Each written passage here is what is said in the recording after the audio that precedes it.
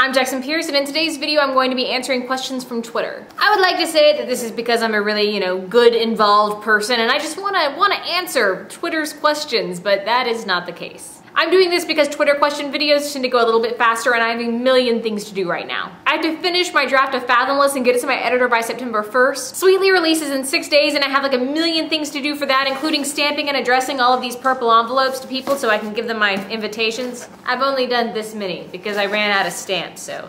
I've also got to go to the post office. Let's add that to the list. But I promised videos, and so videos you will get, I will actually check Twitter and I'm going to be answering questions as they come in on my phone. Pink Daddy's Girl asks, if you could afford a hedgehog, would you keep one as a pet? No, I would not, because I do not really like to clean out cages and hedgehogs sort of live in a cage. I have had cage pets in the past. I had a bird once, he was really mean. And then after the bird I had a ferret who was actually a really, really cool pet. They're awesome. They smell terrible, but they're awesome pets. They're really friendly little weird animals. Yeah, but one thing I realized from having that pet ferret is I do not like having a pet that lives in a cage because I do not want to clean the cage. Steph Andrea asks, what is your favorite writing snack? It is usually Twizzlers Pull and Peel, which is good because somebody was nice enough to send me 10 bags of Twizzler Pull and Peels and it's awesome. But since I can't really eat all 10 of those bags of Twizzler Pull and Peels while I write this book because I will need an entirely new wardrobe for my expanding waistline, I have been mostly eating a lot of fruit. And after I have some fruit, I'm allowed to have Twizzlers.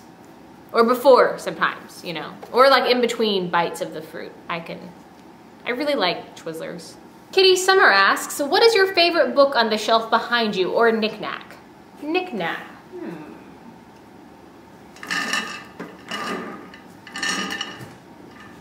It is this dragon.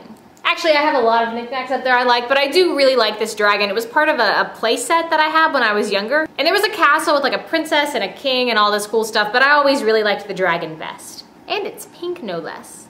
I have no idea where the castle is now, but I still have the dragon. I'm Soft asks, what was your favorite book that you had to read in high school? Hands down, Fahrenheit 451, easy, no question. Artist Girl 12 asks, what is your biggest phobia?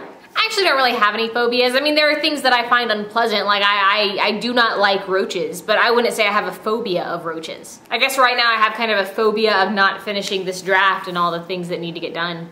I even asked my sister today how much I would need to pay her to go through and update my address list so I could, put the addresses on the envelopes correctly and everything, and she was like, that sounds horrible. There is no price you could pay me to do that. And she's right, it would be horrible. I was just hoping I could, persuade her with money or cookies or something.